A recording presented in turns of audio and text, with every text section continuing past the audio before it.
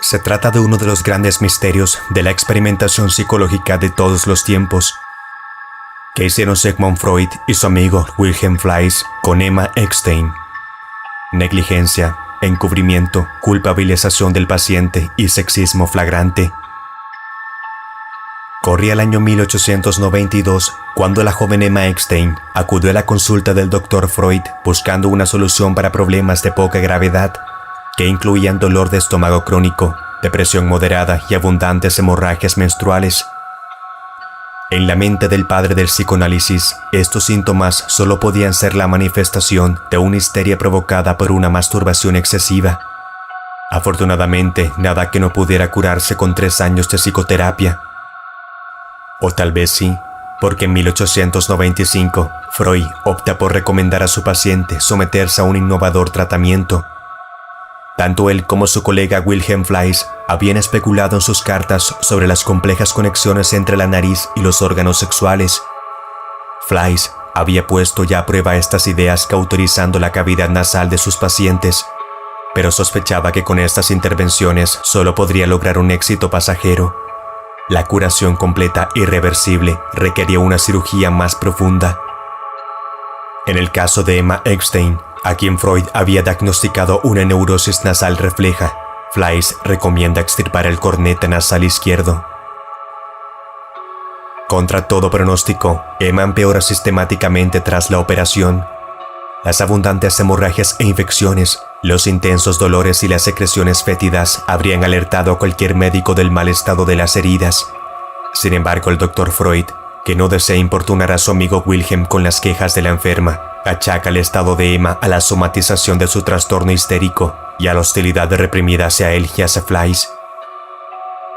Solo cuando el estado de la paciente se hace insostenible, Freud decide pedir ayuda a su amigo, el Dr. Ignaz Rosanes, quien encuentra en la nariz de la joven Eckstein una gasa de medio metro de longitud que Fleiss había olvidado durante la operación.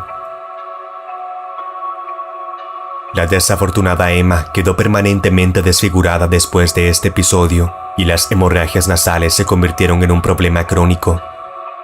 No obstante, el diagnóstico de Freud se mantuvo firme.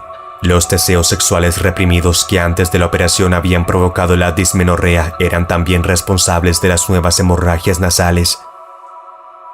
Su opinión no cambió cuando 10 años después, Emma volvió a sufrir de dolores abdominales. Esta vez, Emma se negó a retomar el psicoanálisis, como le propuso Freud, y se puso en manos de médicos más competentes que pocos años después le extirparon un mioma benigno en el útero. Años después de la muerte de Emma en 1924, Freud seguía calificando el caso como un éxito rotundo.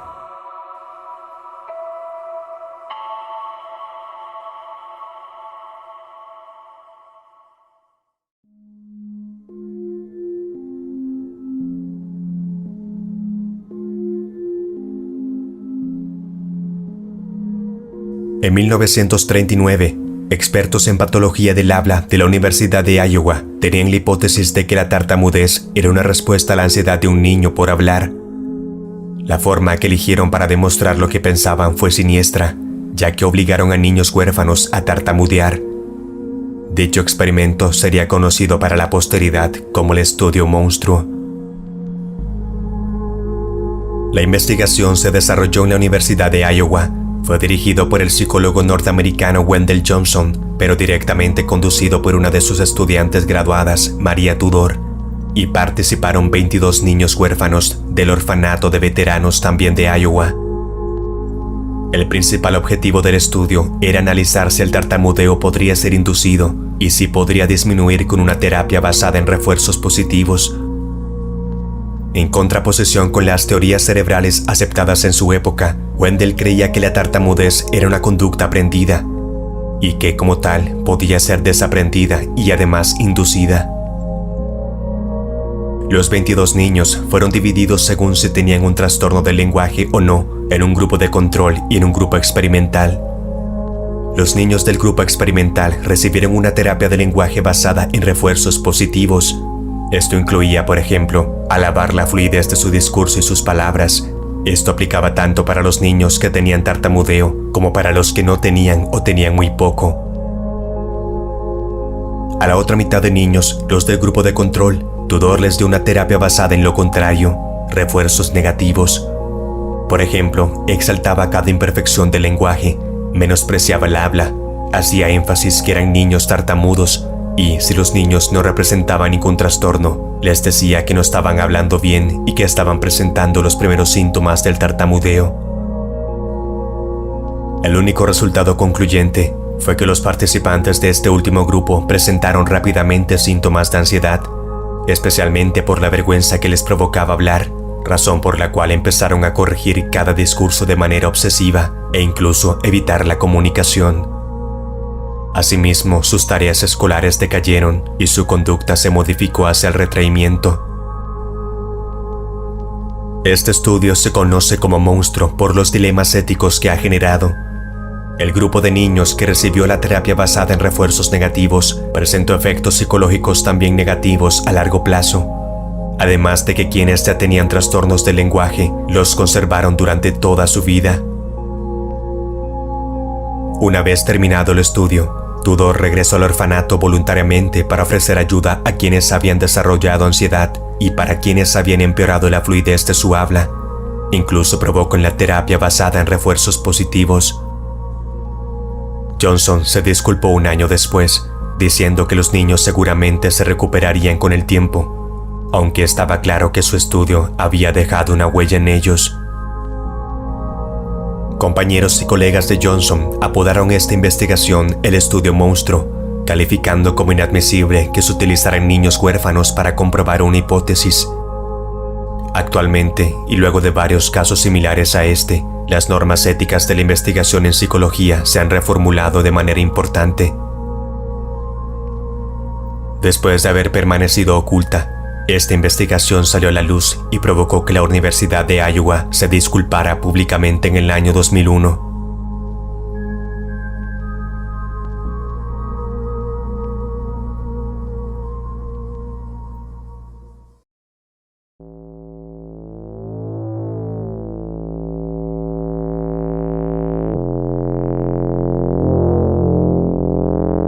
Se trata de uno de los experimentos más escalofriantes de la historia, no tanto, en este caso, por la ética de sus métodos, sino por sus conclusiones, las cuales siguen siendo, a día de hoy, debatidas. Que todos podemos convertirnos en un ser depravado y carente de piedad, sometidos a la máxima presión en un entorno crítico, obedeciendo ciegamente las órdenes de una entidad superior porque la consideramos legítima. El 15 de diciembre de 1961, el nazi Adolf Eichmann era condenado a morir en Jerusalén. Durante aquel mediático juicio, Eichmann se defendía argumentando que solo cumplía órdenes. No perseguí a los judíos con avidez ni placer, fue el gobierno quien lo hizo. La persecución, por otra parte, solo podía decidirla un gobierno, pero en ningún caso yo. Acuso a los gobernantes de haber abusado de mi obediencia. Por supuesto, el juicio estaba perdido para él de antemano y poco importaba el enfoque de su defensa. Pero muchos tomaron nota de aquellas palabras, entre ellos un joven psicólogo de Yale de nombre Stanley Milgram, quien se propuso llevar a cabo un experimento para comprobar cuánto dolor infligiría un ciudadano corriente a otra persona, simplemente porque se lo pedía una autoridad legítima. Las conclusiones de este polémico estudio aún siguen despertando pasión 60 años más tarde. Unos carteles en las paredes de autobús solicitaban voluntarios para un estudio de la memoria y el aprendizaje que iba a tener lugar en Yale. $4 de la época más dietas era la retribución para los voluntarios aceptados, entre ellos personas entre 20 y 50 años de todo tipo de perfiles sociales. Para la realización del experimento se necesitaban 3 personas: el investigador, el maestro y el alumno. El maestro se separa del alumno por un módulo de vidrio y el alumno se le ata a una especie de silla eléctrica conectada con electrodos. El maestro tiene como labor castigar con descargas eléctricas al alumno cada vez que éste se equivoque en una respuesta. Se señala que las descargas pueden producir mucho dolor, pero en ningún caso daños irreversibles, y arranca el experimento. Pese a que muchos de los maestros presentaban claros síntomas de estrés, desconcierto e incomodidad, el 65% administró el voltaje máximo de 450 a los alumnos. Ningún participante paró al nivel de 300 voltios, límite en el que alumnos daban señales de vida. El investigador, que vendría siendo la autoridad, se encargaba de instigar a los maestros para continuar con el experimento en caso de vacilación. Continúe, por favor. El experimento requiere que usted continúe. Es absolutamente esencial que usted continúe. Usted no tiene ninguna opción. Debe continuar. El investigador elevaba el grado de sus exigencias en proporción a la duda del maestro. Todos pusieron en duda el experimento en algún momento, incluso señalando que no querían el dinero, pero ninguno se detuvo. Lo que ningún maestro sabía es que todo era un gran montaje.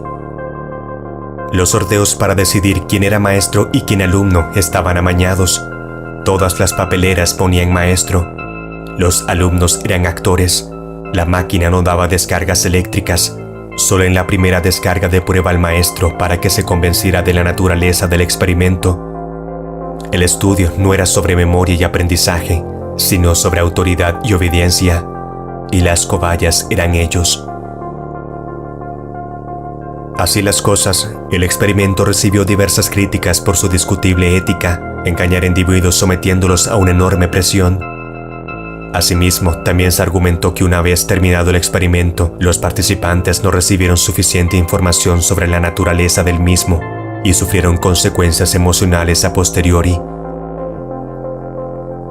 Las conclusiones del experimento Milgram son escalofriantes. Que vivimos más cómodamente creyendo que personajes como Eichmann o el propio Hitler son anomalías humanas, supervillanos capaces de llevar a cabo las atrocidades más espantosas, impulsados por un único gen que les arrastra hacia el mal. Sin embargo, experimentos como el de Milgram ponen el foco en un aspecto mucho más inquietante, que cualquier persona es capaz de todo si se dan las circunstancias adecuadas. Que todos podemos ser un Eichmann o un Hitler, sometidos a la máxima presión en un contexto crítico.